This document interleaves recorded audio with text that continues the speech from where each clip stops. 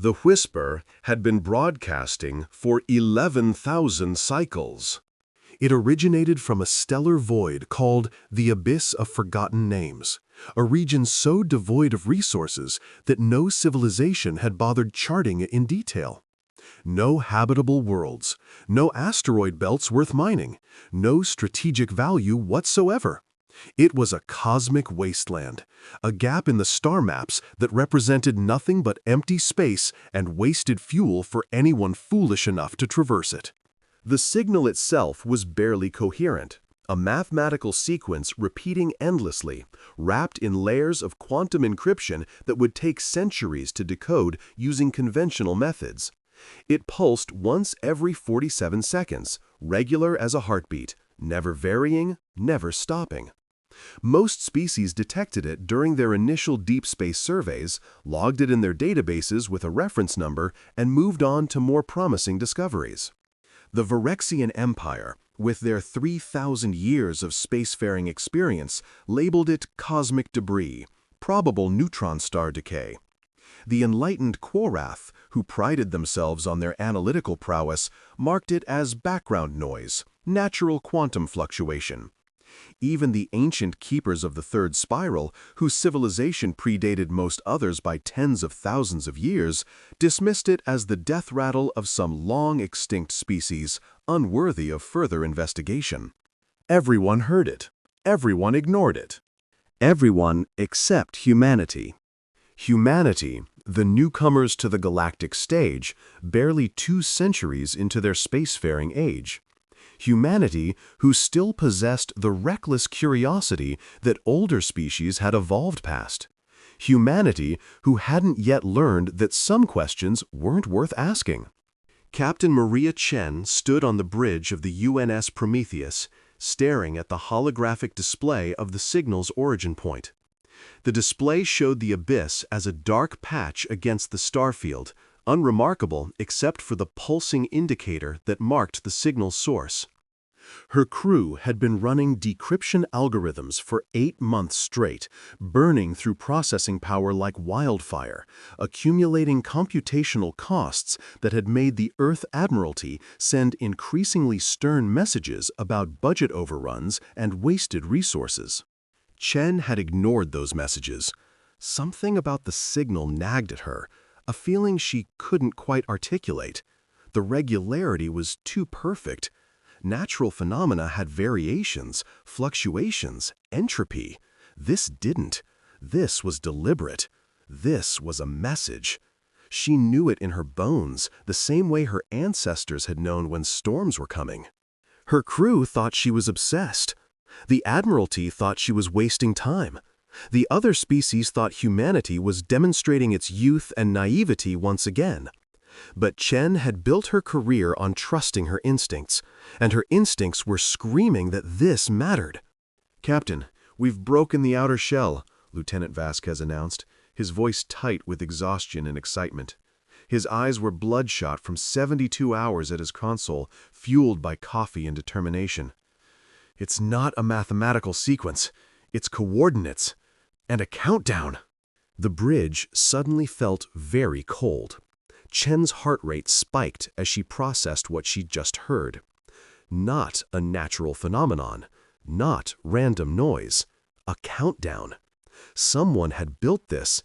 Someone had intended for it to be found. And they'd hidden it behind encryption sophisticated enough to deter casual investigation. "How long?" Chen asked, her voice carefully controlled. 17 days, Vasquez replied, double-checking his calculations. 16 days, 23 hours, 14 minutes as of now. Chen felt her stomach drop. 17 days until what? Nothing good came with countdown timers. You didn't encrypt warnings about birthday parties. Countdown to what? But there's something else. Vasquez brought up a secondary display, streams of data cascading across the holographic interface. The signal contains fragmentary data about the sender. They're called the Archivists. They were a civilization that existed before the current galactic expansion. And according to this, He paused, checking his readings 3 times before continuing, as if he couldn't quite believe what he was seeing. They were exterminated, deliberately, by something they called the Harvesters. The bridge fell silent. Even the normal hum of the ship's systems seemed to fade. Every eye turned to Chen, waiting for her response. "And the Harvesters?" Chen asked quietly, though part of her didn't want to know the answer. "Still active. The countdown is a warning. The archivists hid something in that sector before they died, something the Harvesters have been searching for. When that countdown hits 0, the Harvesters will have located it." Vasquez's hands trembled slightly as he gestured at the data. "Captain, this isn't just a message, it's a distress call, one that's been playing for 11,000 cycles, waiting for someone to listen." Chen looked at her crew. 27 humans on a deep space explorer vessel, 60 light-years from the nearest colony, 130 light-years from Earth. They were scientists, engineers, explorers, not soldiers. The Prometheus was equipped with basic defensive systems, nothing more. They were designed to investigate anomalies and catalog stellar phenomena, not confront galaxy-threatening dangers. But they were also human, and humans had never been particularly good at walking away from people who needed help, even if those people had been dead for thousands of years. "We're going in," Chen said, her voice carrying the weight of command. "Plot a course, maximum velocity, and send a full report back to Earth and the Galactic Council. Tell them everything we've found." "Captain," Engineering Officer Park spoke up hesitantly, "the Council is going to tell us to stand down. The Admiralty is going to order us back." Chen smiled grimly. "Then it's a good thing we're 60 light-years away. By the time those orders reach us, we'll already be there. Sometimes it's better to apologize than to ask permission." As the Prometheus's engines flared to life, accelerating them toward the abyss of forgotten names, Chen stood at the viewport and stared into the darkness ahead. Somewhere out there, an extinct civilization had left a warning, a countdown to something terrible. And humanity, young and reckless and impossibly stubborn, was the only species that cared enough to answer. Behind her, Vasquez muttered something under his breath. "What was that, Lieutenant?" Chen asked. He looked up, a strange expression on his face. "I was just thinking, Captain, we're probably flying toward our deaths based on a signal everyone else was smart enough to ignore." "Your point?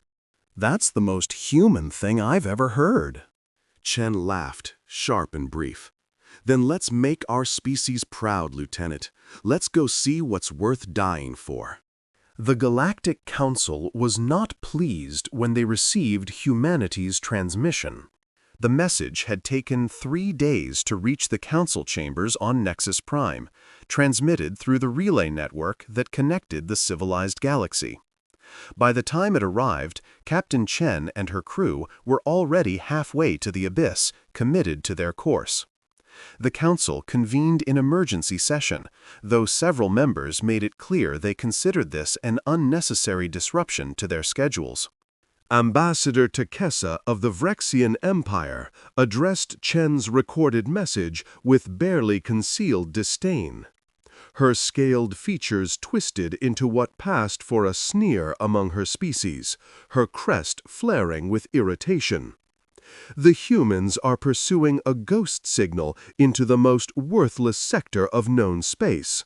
Let them waste their resources." She gestured at the holographic display showing the abyss. "We surveyed that region 4,000 cycles ago. There is nothing there. Nothing worth the fuel expenditure. Certainly nothing worth risking a crew." Counselor Vrathnos of the Korath nodded in agreement, his crystalline body chiming softly with the movement, each facet catching and refracting the chamber's light. "Their species is young, impulsive, They will learn through failure, as all do. The signal has been present for thousands of cycles. If it contained anything of value, our ancestors would have investigated it. We are not the first to detect it, merely the first foolish enough to waste resources decoding it. Around the chamber, other council members murmured their assent.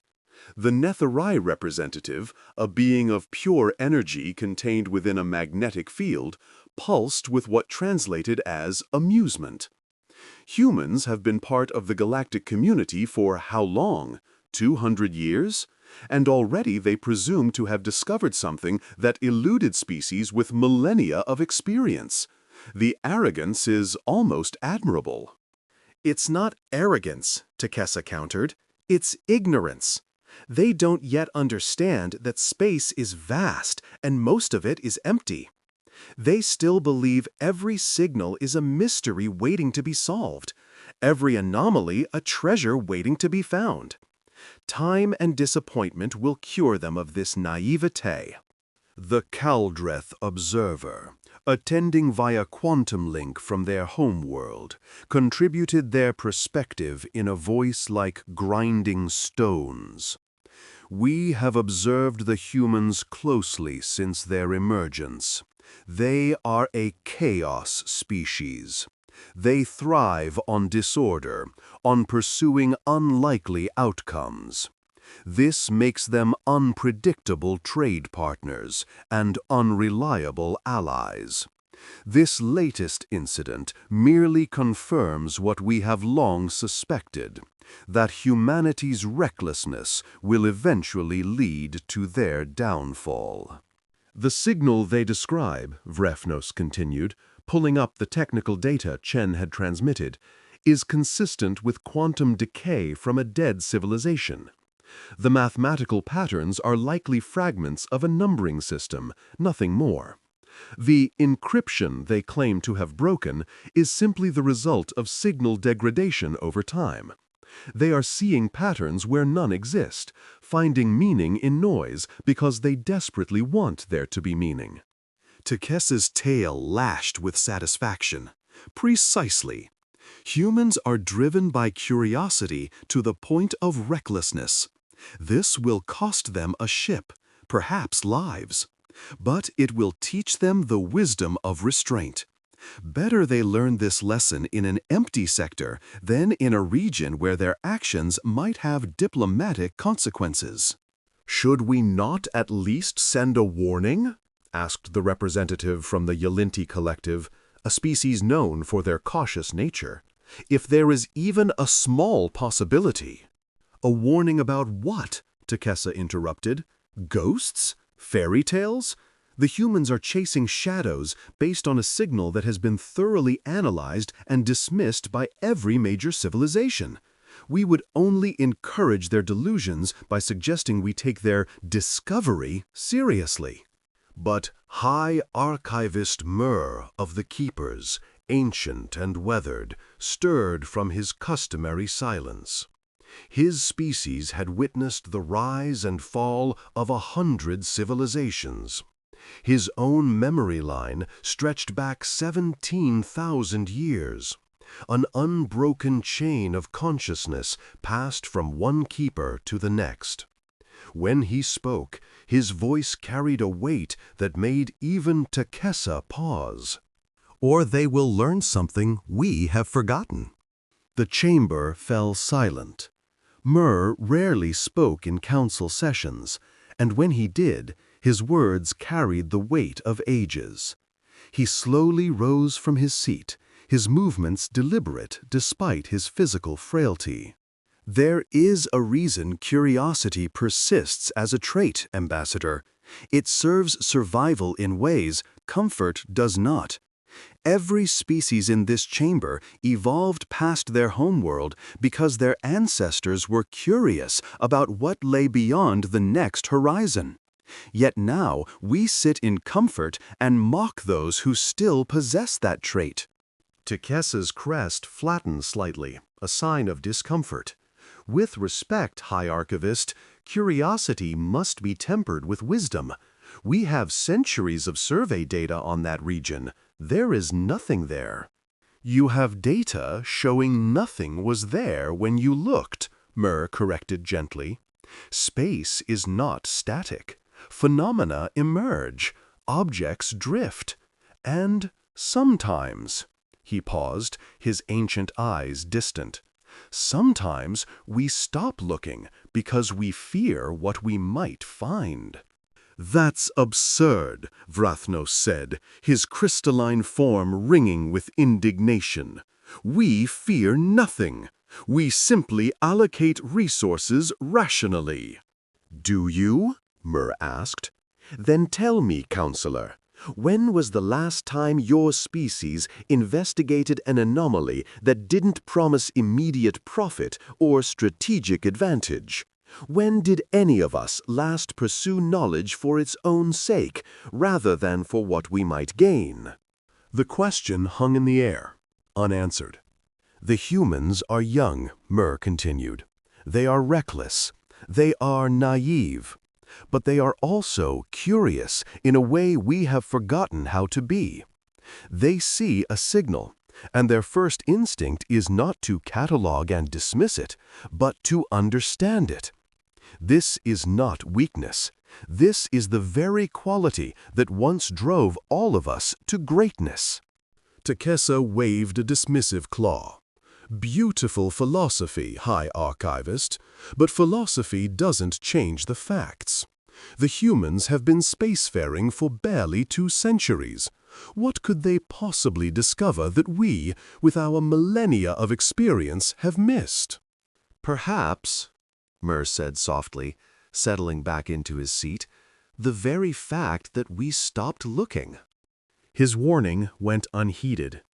The Council moved on to matters they deemed more pressing: trade disputes between the Vrexian Empire and the Koroth over mining rights in the Tertius sector, territorial negotiations regarding the newly opened Gamma Corridor, the comfortable concerns of species who believed themselves safe.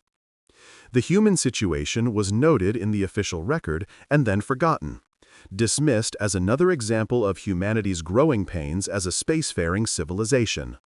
Meanwhile, the Prometheus raced toward the abyss at maximum velocity, every day bringing them closer to the countdown's end.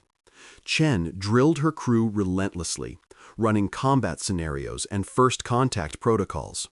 They didn't know what they would find, but they would be ready.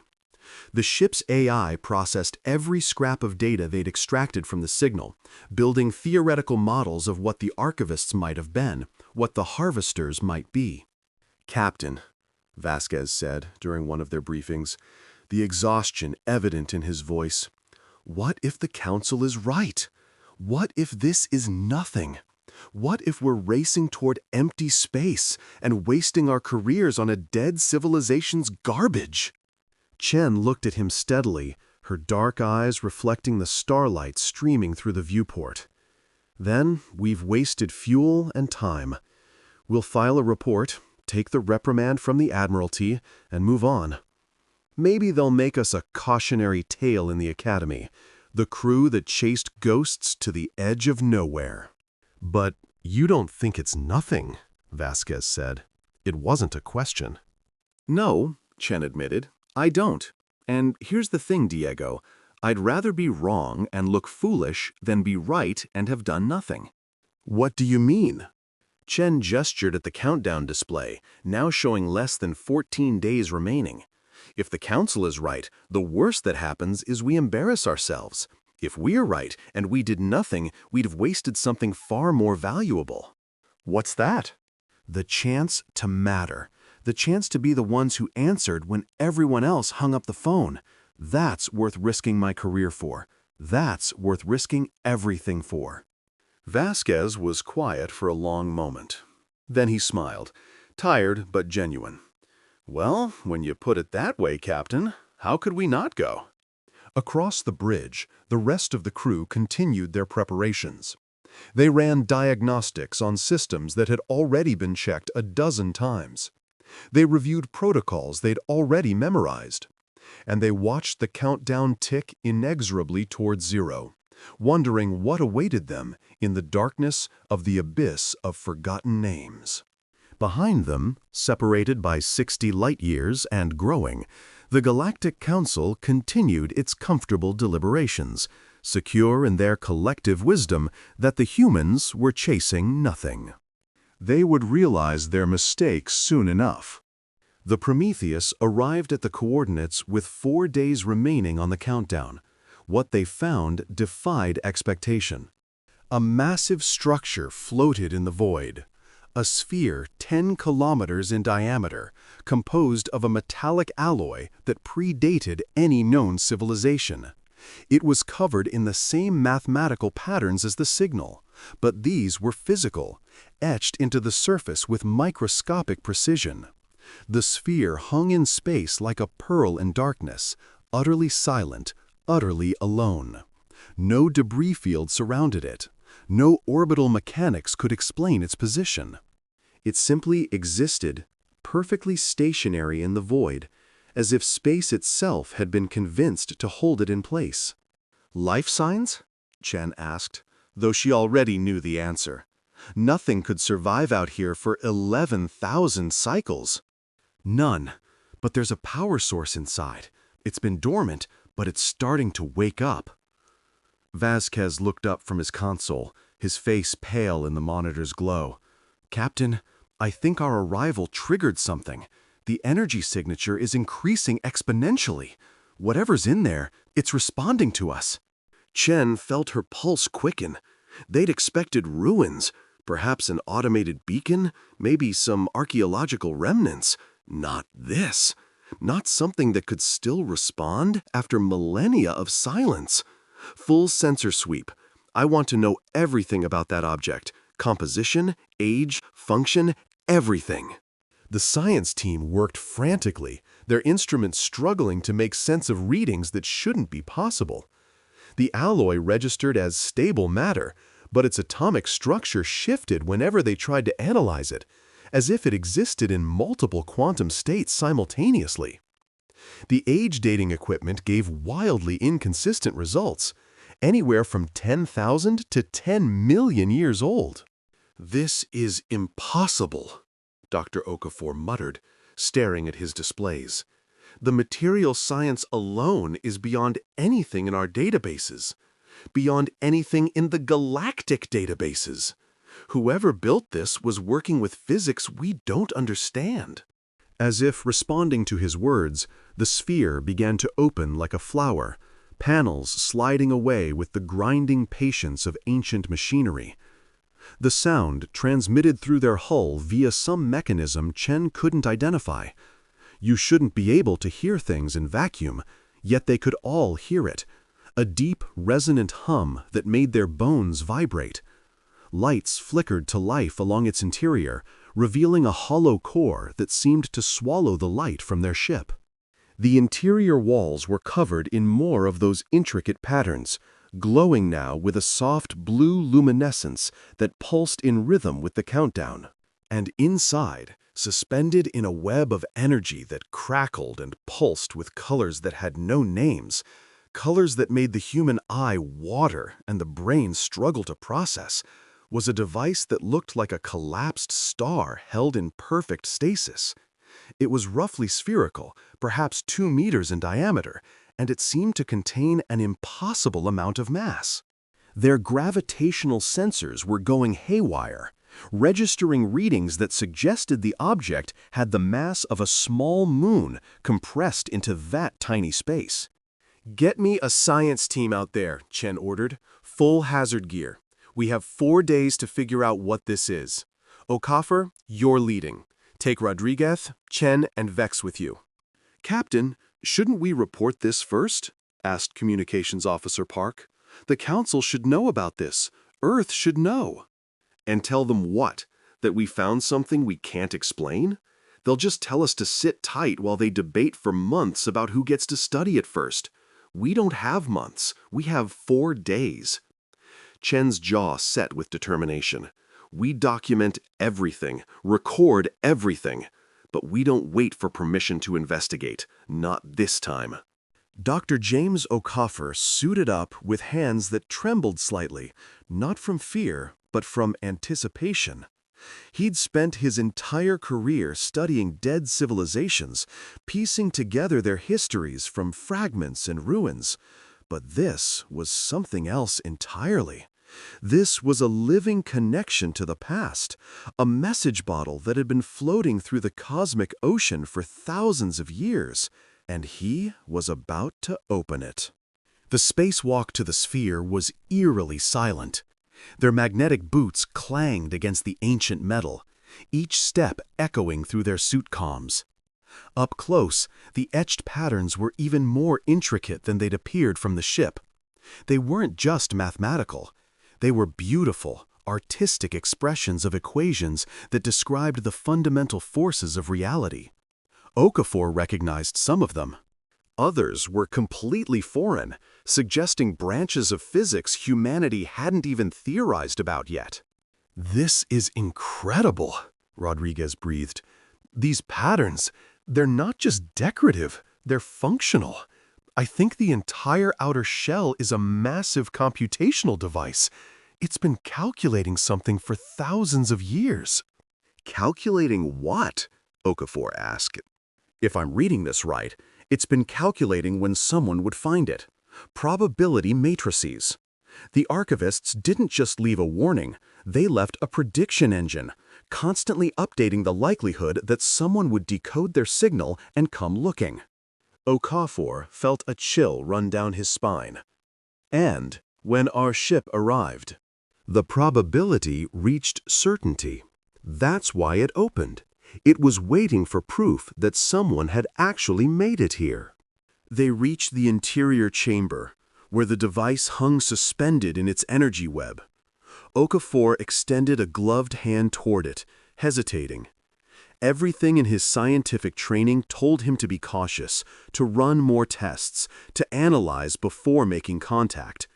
But they had 4 days, and something in his gut told him that the device wanted to be touched, that it was designed for this moment. The moment his gloved hand made contact, information flooded his neural interface. Not data, but pure understanding, raw knowledge that burned itself into his consciousness like a brand. He saw civilizations rising and falling, witnessed the birth and death of species he had no names for. He saw the archivists, beings of crystalline thought that existed partially outside normal spacetime, spending their final years constructing this warning, this weapon, this last desperate hope. And he saw the harvesters. They were old, so terribly, impossibly old. They existed before the current universe had cooled enough for stars to form. They'd survived the heat death of previous cosmic cycles through means Okafor's mind couldn't quite grasp. They weren't evil in any way he could understand. They were more like a force of nature, a cosmic reset button that activated periodically to clear away complexity and returned everything to primordial simplicity. Okafor gasped, his knees buckling. Lieutenant Rodriguez caught him before he fell, his voice sharp with concern. "James! James, are you okay?" "It's a weapon," Okafor whispered, his eyes wide with horror and awe, tears streaming down his face inside his helmet. The archivists built it as a last resort. The harvesters, they're not just a threat, they're a galactic extinction cycle. Every 50,000 years, they emerge from dark space and consume all advanced civilizations, break them down to base atoms, feed on the quantum information released when organized matter becomes chaos, and return to dormancy. They've done it 17 times. The words hung in the vacuum, transmitted across the comm channel. On the Prometheus, Chen felt her blood run cold. 17 times? That means every species currently alive is descended from the survivors who hid or regressed to pre-spaceflight status, Okafor continued, his voice gaining strength as he processed what he'd learned. The galactic community doesn't remember because there's been no continuity. No written records survive, No oral histories persist. Everything gets reset. The archivists figured it out during the last cycle. They had just enough time to realize what was happening before they were consumed. They managed to create this weapon, but didn't have time to deploy it before they were harvested, so they hid it, and sent out a warning that would only be found by someone curious enough, reckless enough to investigate. The implications crashed over the crew like a wave. Everything they knew about galactic history was a lie. The ancient ruins on Vexaria Prime, the mysterious gaps in the fossil record on Korath, the inexplicable mass extinction events that every spacefaring species had in their distant past, all evidence of the Harvester's work. The galaxy wasn't old and stable. It was young, repeatedly wiped clean like a chalkboard. "How do we use it?" Chen demanded, her command voice cutting through the stunned silence. Okafor's face was pale as he looked up at the device, still connected to it through his suit's neural interface. "We don't. Not safely. It requires a massive energy release to activate, the kind that would vaporize this entire sector, including us. It's a doomsday device. Fire it, and it sends out a pulse that will make the Harvesters detectable to every species in the galaxy. It tags them with a quantum signature that persists. They won't be able to hide anymore. They won't be able to strike from the shadows, won't be able to position themselves undetected around populated worlds. But whoever fires it won't survive the blast. The explosion is an integral part of the mechanism." Chen stared at the device through her viewport, her mind racing through possibilities, scenarios, desperate hopes for another way. Could they set it on a timer and evacuate? No. The device required active consciousness to initiate, a final safeguard to prevent accidental activation. Could they remote pilot the ship? No. The Prometheus's AI wasn't sophisticated enough to interface with Archivist technology. Could they? "Captain," Vasquez interrupted her thoughts. "How long do we have?" Okafor checked the countdown through his neural link to the device. 3 days, 14 hours. When it hits 0, the Harvesters will have triangulated the weapon's location through their own means. They'll come in force to destroy it before it can be used against them. 3 days to decide if 27 lives were worth the survival of trillions. Chen looked at her crew, seeing the same terrible understanding dawning on all their faces. They'd come looking for answers. They'd found something much worse. A choice. The kind of choice that defined civilizations. "Bring back everything you can," she ordered quietly. "Every scan, every reading, every piece of data. Document it all. If we're going to do this, the galaxy needs to understand what they're facing, and why we did what we did." As Okafor and his team made their way back to the Prometheus, the ancient device pulsed behind them, patient and terrible, waiting for the moment it was built for 11,000 cycles ago, waiting for someone brave enough or foolish enough to pay its price, waiting for humanity to answer with fire. Space itself seemed to tear open, reality peeling back like burned skin. The fabric of the universe buckled and twisted, and through the wound came the Harvesters. Their vessels were the size of moons, made of living metal that writhed and pulsed with obscene life, surfaces that seemed to be simultaneously solid and liquid, matter and energy. Their surfaces were covered in what looked like mouths, thousands upon thousands of them, opening and closing in silent hunger, each one large enough to swallow a city. They moved with terrifying purpose toward the sphere, toward the weapon, toward the crew of the Prometheus, their approach utterly silent, yet somehow deafening in its wrongness. There were hundreds of them, emerging from a tear in space-time that shouldn't exist, that violated every law of physics humanity understood. They didn't travel through space, they made space irrelevant. stepping from one point to another as if distance were merely a suggestion they'd chosen to ignore. Chen had spent the last 3 days sending messages to the Galactic Council, to Earth, to anyone who would listen. She'd transmitted every scrap of data they'd gathered, every image of the weapon, every detail of the Archivist's warning, every horrifying revelation about the cycle of extinction that had reset galactic civilization 17 times. She'd included Okafor's complete neural recordings, the mathematical proofs extracted from the device, even their own speculation about what would happen when the countdown ended. Most of the responses had been skeptical. The Virexian Empire sent back a formal communication suggesting that the crew of the Prometheus had been affected by spatial radiation and should return for medical evaluation. The Korath response was more blunt. Your claims are inconsistent with established historical records and represent either a misunderstanding of the data or a deliberate attempt to spread panic. Some had been mocking. The Netherai representative transmitted back a message that essentially translated to, "Humanity's overactive imagination strikes again." The Council had formally reprimanded her for spreading panic based on unverified information and potentially damaging humanity's standing in the galactic community. They'd ordered her to cease all communications and return to the nearest starbase for disciplinary proceedings.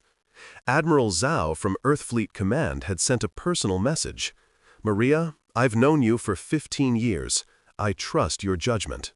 But you're asking me to believe something that would rewrite everything we know about galactic history. I need more proof. Come home. We'll figure this out together." Now, watching the harvesters tear through space toward them, she felt a cold satisfaction alongside the fear. They'd wanted proof. Well, here it was. She just wished she could survive long enough to say, "I told you so." "Captain, I'm detecting massive energy signatures from all of them," Vasquez reported, his voice remarkably steady despite the existential horror unfolding before them. "They're charging weapons, multiple types. Some I recognize from our databases, most I don't. Estimated time until they're in firing range, 11 minutes.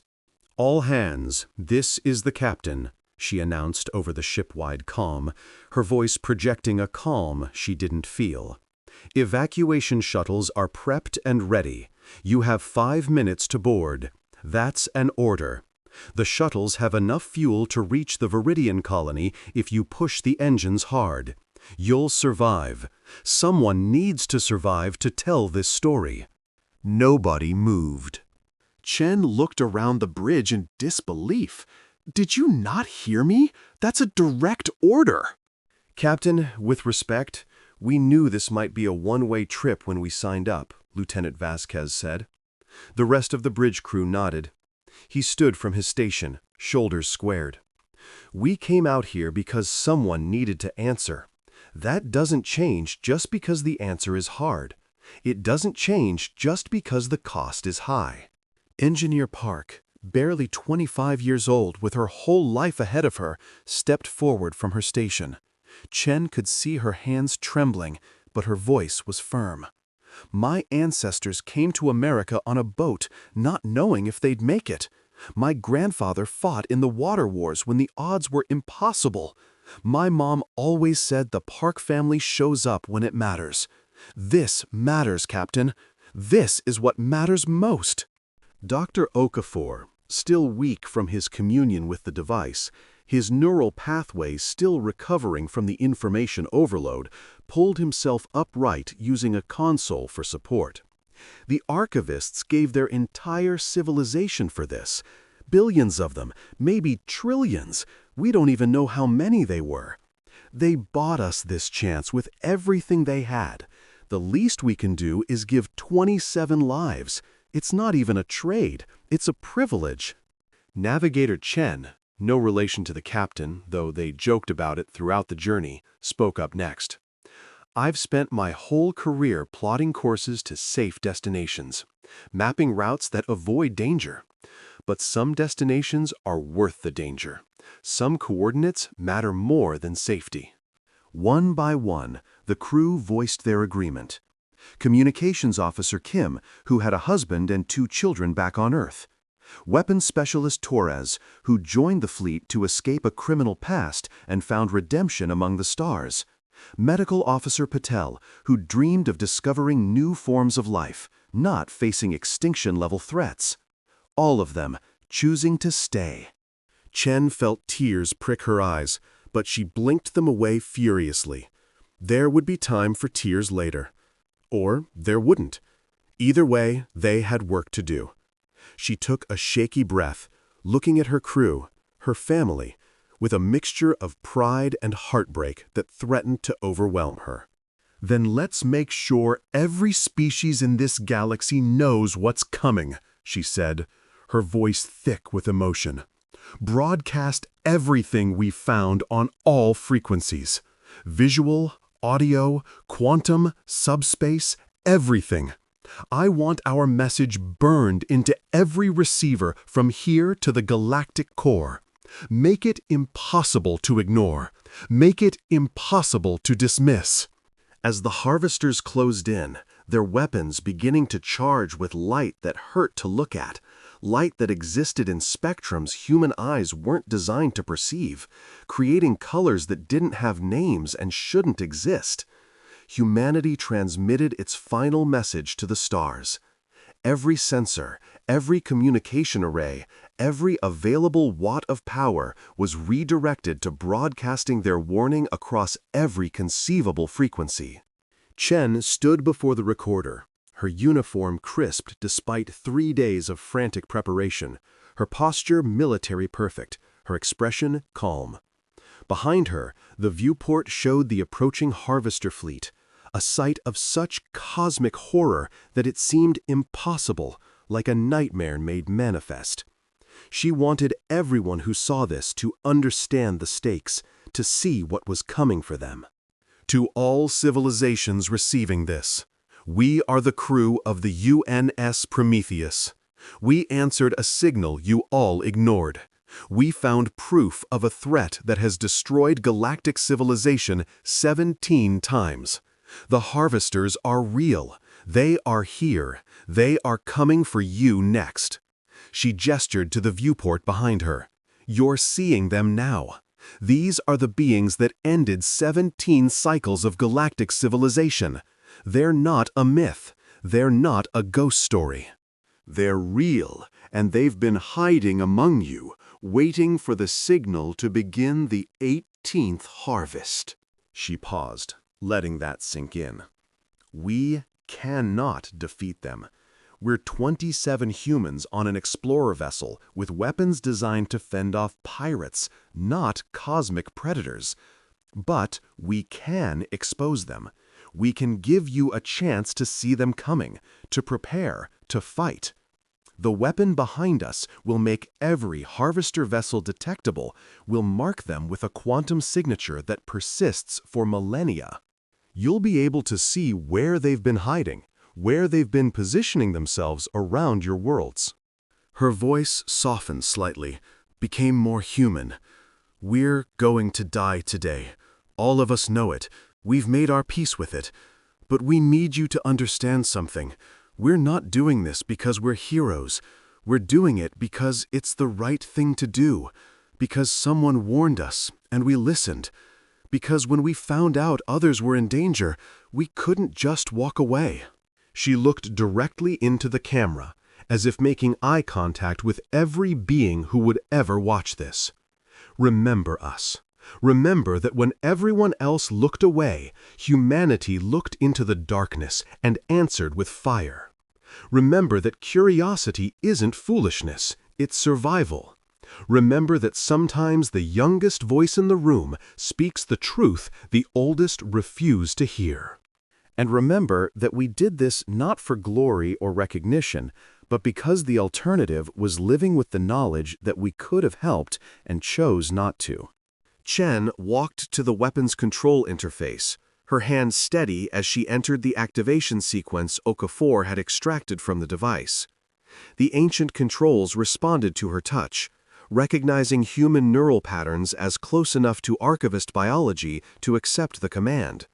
She could feel the weapon waking up, feel the massive energies coiling inside it like a star preparing to go supernova. Behind her, her crew stood at their stations, doing their jobs until the very end. Vasquez monitoring the approaching harvesters, calling out distance and time remaining in a steady voice. Park keeping the engines at peak efficiency, ensuring maximum power flow to the weapon. Okafor documenting everything, recording every detail of the weapon's activation sequence for posterity. They were professionals. They were humans. They were both terrified and determined in equal measure. "It's been an honor serving with you all," Chen said quietly, her finger hovering over the final activation control. "The honor was ours, Captain," Vasquez replied. Around the bridge, heads nodded. Some crew members were crying openly now, others stood stoic. Park was praying quietly in Korean. Torres was humming an old song from his childhood, each of them facing the end in their own way, but facing it together. The harvesters opened fire, massive energy beams that could vaporize planets reaching toward the Prometheus. They wouldn't make it in time. The weapon would activate first. But it would be close. Chen initiated the weapon. The sphere blazed like a newborn sun, bright enough to be seen across 3 sectors, a light so intense it seemed to transcend physics and become something more fundamental. Hope, perhaps, or defiance, or the simple human refusal to go quietly into extinction. For a moment, an eternal, infinite moment, the crew of the Prometheus were transformed into beings of pure light. They felt the weapon's energy pass through them, felt themselves become part of something greater than themselves, part of a message that would echo through the galaxy for thousands of years. In that final moment, Maria Chen thought of Earth, of her sister's children who would grow up in a safer galaxy because of what happened here. She thought of all the species who would live because 27 humans chose to answer a call everyone else ignored. It was enough. Then they were gone, transformed into light and energy and legend, their atoms scattered across the cosmos, forever part of the stars they dreamed of exploring. But their message had been sent, and the galaxy would never be the same.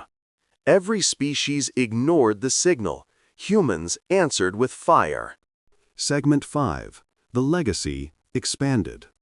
The explosion was visible from 3 sectors away. The pulse it released traveled faster than light, tagging every harvester vessel with a quantum signature that would persist for 10,000 years.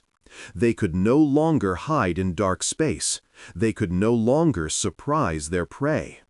Every ship, every drone, every seed vessel waiting to germinate, all of them suddenly lit up on sensors across the galaxy like beacons in the night, burning with an otherworldly fire that marked them as clearly as blood in snow. The pulse waves swept across inhabited space like a revelation, passing through planets and stations without harm, but illuminating the hidden threat that had been lurking in the shadows. On the Vrexian homeworld, Emperor Tavas watched in horror as his sensor displays suddenly showed a harvester dreadnought in orbit around Vexria Prime itself, hidden there for decades, perhaps centuries, waiting for the signal to begin the harvest. It had been positioned perfectly above their capital city, close enough to exterminate the entire government before anyone could react. Across the galaxy, species that had dismissed the humans' warning suddenly saw their sensor arrays light up with targets. Thousands of harvester vessels, scattered throughout known space, revealed all at once. Ships that had been orbiting inhabited worlds for decades, waiting for the signal to begin the harvest. Massive dreadnoughts hiding in nebula where their energy signatures could be masked. Entire fleets positioned at strategic jump points, ready to cut off escape routes when the harvest began. smaller infiltrator vessels that had been drifting through shipping lanes, cataloging civilian traffic patterns and defense weaknesses. The Korath detected 17 harvester vessels in their home system alone. The Nathari found their sacred temple world had been shadowed by a city-sized harvester construct for over a century. The Kaldrith discovered that what they'd believed was a natural moon around their second colony was actually a dormant harvester factory, ready to awaken and produce millions of attack drones. Every species, every civilization, every pocket of sentient life suddenly understood that they'd been living under a sword of Damocles, completely unaware of how close they'd come to extinction. The Vrexian Empire mobilized its fleets within hours, Admiral Tevek, Ambassador Takessa's sister, ordering every available ship to combat readiness. She stood on the bridge of the flagship Retribution, staring at the tactical display showing the harvester vessel above their homeworld. Her hands clenched the command rail until her scales cracked. "The humans were right," she transmitted to the council, her voice thick with shame and fury that threatened to choke her. "We ignored them. We mocked them. We called them reckless and naive. We let them fly into the abyss alone, with no support, no backup, because we were too comfortable, too arrogant, too certain of our own superiority. And they died to save us all. They died to save a galaxy that laughed at them." She paused, composing herself. "I am mobilizing the entire Imperial fleet. We will engage the Harvester above our homeworld and destroy it. And when that's done, we will hunt down every Harvester vessel the human sacrifice revealed to us. This is our debt. This is our shame. And we will repay it in Harvester blood." The Korath awakened their ancient weapons, crystalline constructs that had been dormant for millennia, built by their ancestors for a threat they couldn't remember. Now the purpose of those weapons became clear.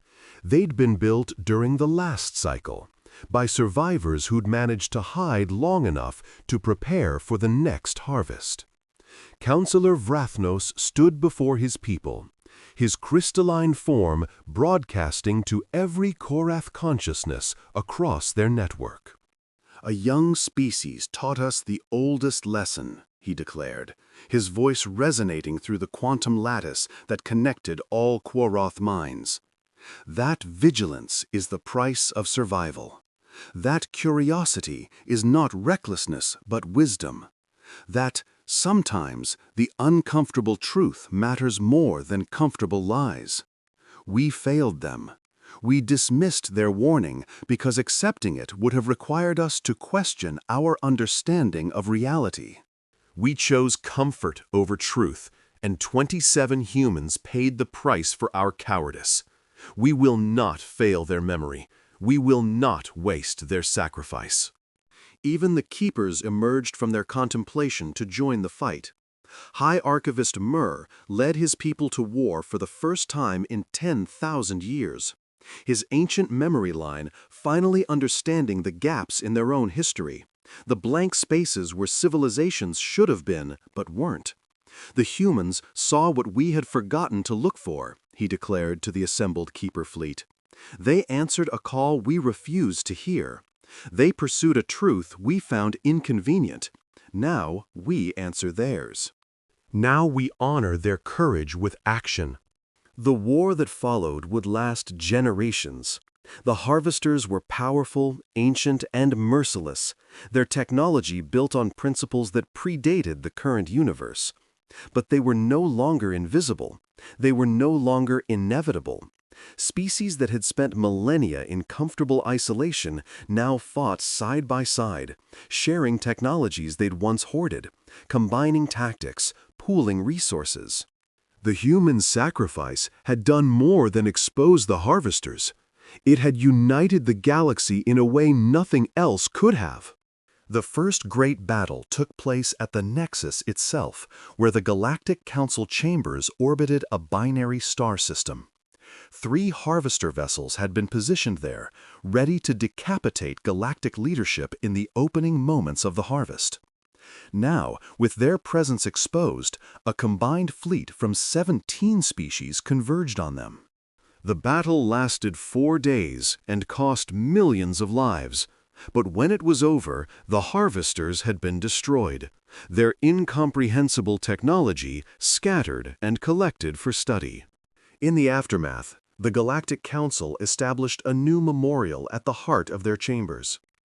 Ambassador Takesa personally oversaw its construction, working with artisans from every member species. It was a simple thing, a holographic flame that never extinguished, fueled by a quantum reactor that would burn for 1,000,000 years.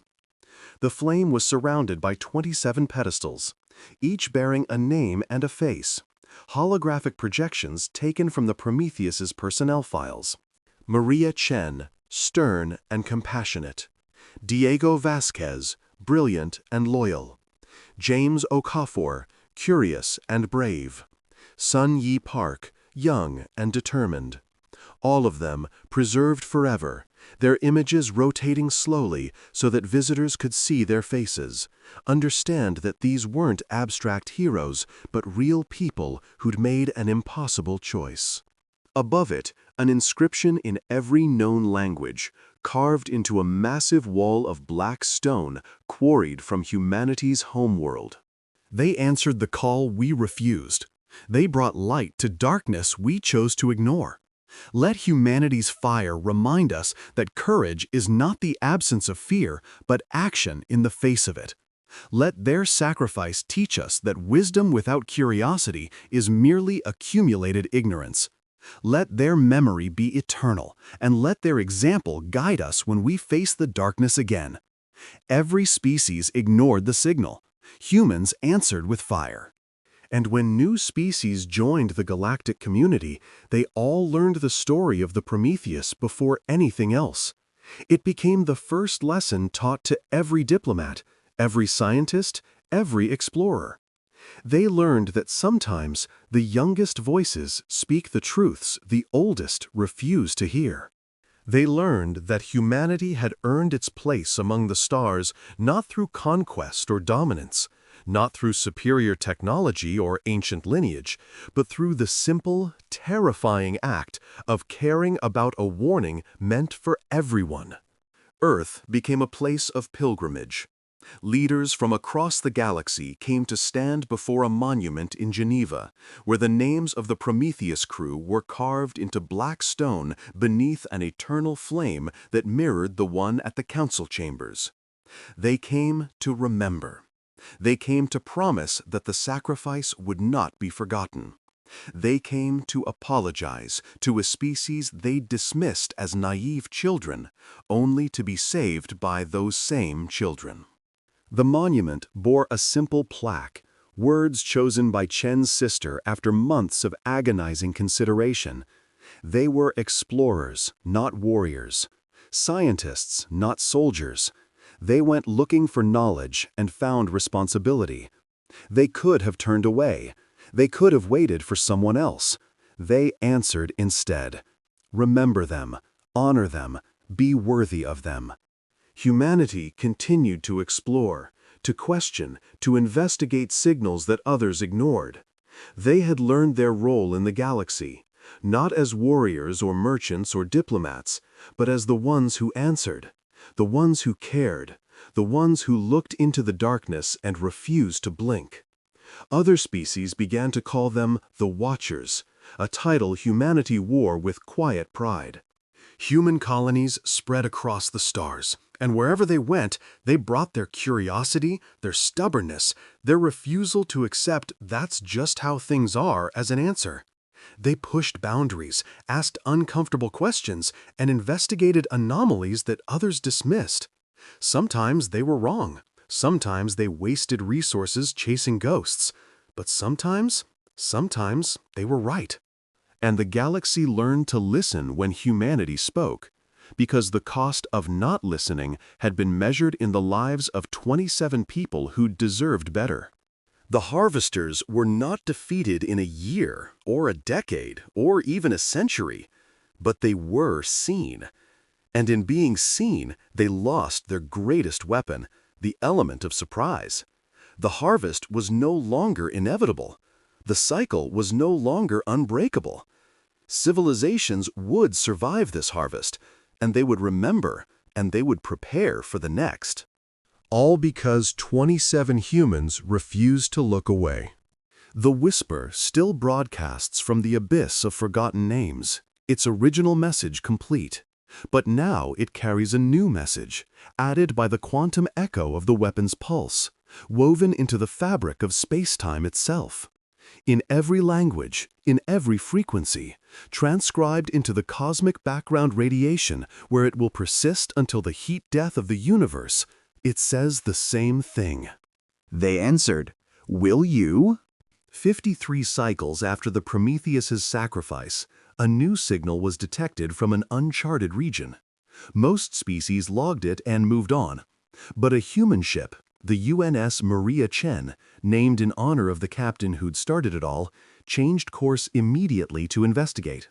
Because humanity had learned the most important lesson of all, that every signal matters, that every call deserves an answer, that the cost of curiosity might be high, but the cost of indifference is extinction. The galaxy would never ignore another signal again. And when the darkness came, because darkness always comes, there would be someone watching, someone curious, someone brave enough or foolish enough to answer. Someone human. Retry Claude can make mistakes. Please double-check responses.